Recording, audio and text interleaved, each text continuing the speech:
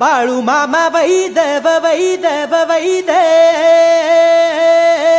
हो, त्यानं मेंढ्या केल्या पैदव पैदव पैद हा. रुद्राचा अवतार थोर ह्यो राहतो आत्मापुरा, उधळूनी भंडारा हा ज्ञान गंगेची अमृतधारा. रेशमी खेट